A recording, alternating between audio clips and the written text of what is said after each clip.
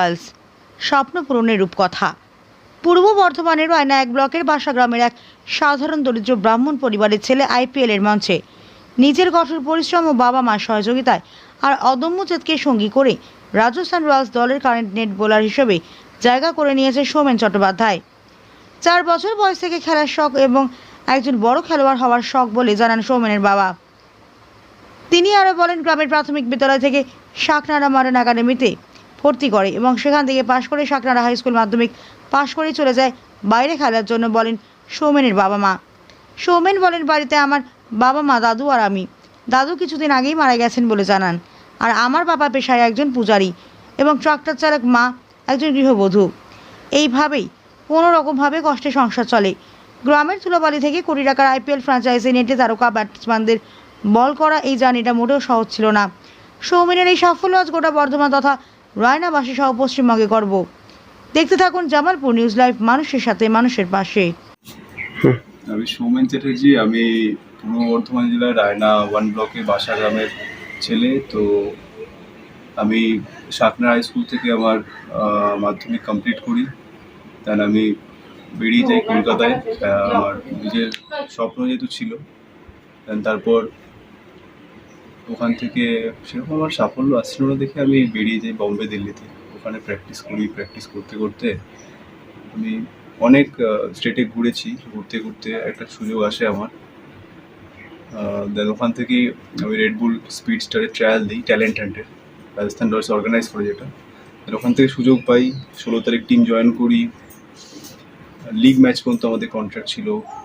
League match পর্যন্ত আমরা ওখানে সময় কাটে, একটা ভালো কোয়ালিটি টাইম স্পেন্ড হয়। ওখানকার সাপোর্ট স্টাফ রয়েছে, কোচেস রয়েছে, এদের সাথে সময় কাটাই। এটা ভালো এখন এক্সপিরিয়েন্স হয়েছে। আবার নেক্সট ইয়ারের জন্য আমি কন্ট্রাক্ট আবার পেয়েছি ওখান থেকে। সো আশা করছি নেক্সট ইয়ার আমার বেস্টটা দিয়ে আমি টিমে ঢুকবো। এটাই আমার টার্গেট এখন। বাকি নিজের হার্ডওয়ার্ক করে যাবো এখন। এত বড় সাফল্যের পেছনে সব থেকে কার বেশি অবদান আছে একটু যদি বলো? আমার ফ্যামিলি রয়েছে, আমার সারাউন্ডিংয়ে আরও 2-4 জন মানুষ রয়েছে, তাদের সাপোর্ট রয়েছে আমার লাইফে। আমার কিছু কোচ রয়েছে, তাদের সাপোর্ট রয়েছে। এদের নিয়েই আমি এখনও, এরা যদি না থাকতো হয়তো আমি আর এতদূর যাওয়ার কোনো স্বপ্ন ছিল, বাট এদের সাপোর্ট পেয়ে আমি এতদূর গেছি। তো এদের ভূমিকা আমার লাইফে অনেক বড় জায়গায় আমাকে একটা জায়গায় নিয়ে গেছে। তোমার ফ্যামিলি মেম্বার কজন? আমার 2 জন এখন, মা, বাবা আর আমি। দাদু ছিলেন 10 মাস, 11 মাস হলো মারা গেছে। বাবা কি করেন? বাবা পেশা কি? পেশায় চাষবাসই করেন। আচ্ছা, ছেলে এত বড় যে সাফল্য, কি বলবেন, কি মনে হচ্ছে? খুবই কষ্ট করতে হয়েছে আমাদের। কষ্ট করে একদিন একবেলা কি বলবো, আমার ছেলে না খেয়ে না দিয়ে দিন কাটিয়েছে এবং আমরাও সেই খুব দরিদ্রের মধ্যে দিয়ে ছেলেকে পারবো নি। আর ওর প্রচুর পরিশ্রম যে না বাবা আমি খেলবো, কিন্তু কোনো খেলা ছাড়েনি। প্রথম ভর্তি হয় জামালপুর নেতাজি ক্লাবে। আর শাকনাড়া হাই স্কুল থেকে মাধ্যমিক পাস করে। তারপরেই তার আগে থেকেই যখন 9-এ পড়ে তখন থেকেই জামালপুর নেতাজি ক্লাবে ভর্তি হয়। ওখান থেকেই ওর সূচনা দিয়ে মাধ্যমিক পাস করলো। মাধ্যমিক পাস করার পরেই সে কলকাতা চলে গেল। কলকাতা থেকে কোথায় বম্বে, কোথায় দিল্লি, কোথায় ব্যাঙ্গালোর, এইসব ঘোরাঘুরি করে হ্যান ত্যান করে আজ একটা নিজের জায়গায় সাফল্য পেয়েছে। সবই ওপরের ইচ্ছা। যতটুকু পেরেছি আমি বাবা মা হয়ে আমরা করেছি। যখন ও 6 থেকে 7 বছর বয়স, তখন তো ক্রিকেটে প্রচুর নেশা, শুধু ক্রিকেট খেলবো।